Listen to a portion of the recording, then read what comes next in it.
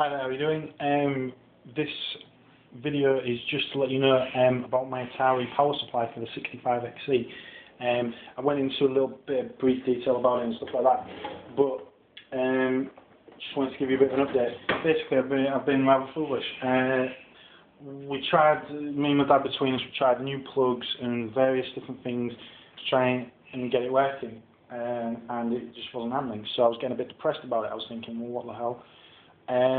Basically, we're both stupid. We had put put the live wire in where you put the earth. So it was as straightforward as that. Basically, there's two wires. There's the brown, which is the live, obviously, and the blue, which is the neutral. There's no green ones because I'm presuming it's double insulated or something. Basically, we put it in the wrong place. So I was on the internet and I'd gotten a new plug and things, and just basically put the new plug on, and there it is. Turn the light on. So the new plug is basically what you'd expect it to be, a standard plug in every sense of the word. I've basically fitted it as just from a guide off the internet, and as you can see, it looks the business. Goes with the Atari thing perfectly okay. So basically, in summary, I was basically thick as hell when it comes to the actual fitting of the plug. So that works fine. The next step now is to get the SIO to SD interface that I promised myself.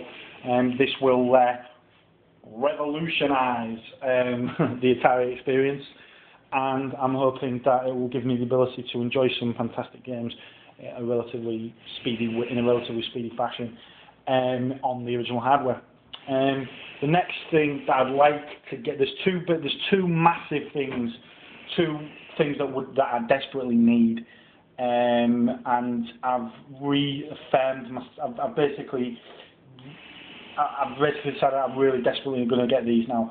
The first one is obviously the Atari 2600. I definitely want, as I said in the other videos, probably at least two of the other videos, I want to get a heavy 6 Atari 2600. I want to get the wood grain, top of the range jobby, you know, the original or whatever. If that is it the original, I don't know. But I want to get that model because that is something that I've got a lot of affinity with. It's interesting because an old friend years and years ago used to have an Atari 2600 Junior, and we used to play on that to death. So for nostalgic reasons, I should really get one of those, right? However, the Atari 2600 Junior it doesn't feel right. Do you understand what I'm saying? It doesn't. It's a machine. It has its place in history and all the rest of it, but it isn't. Yeah. The next thing I want to get, aside from the 2600, is a 3DO. I've seen a Gold Star 3DO for £70 on eBay. It looks. This is going to sound really stupid, but it looks cheap. It doesn't look like the Panasonic one. It doesn't look as nice as the Panasonic one. It looks cheap, and I kind of want something that's going to be a bit more than just cheap. Just bear with me, sorry, I'm just noticing a little bit of dirt. Yeah. Anyway, there was a little bit of dirt on the wood there. But anyway, my man wonders.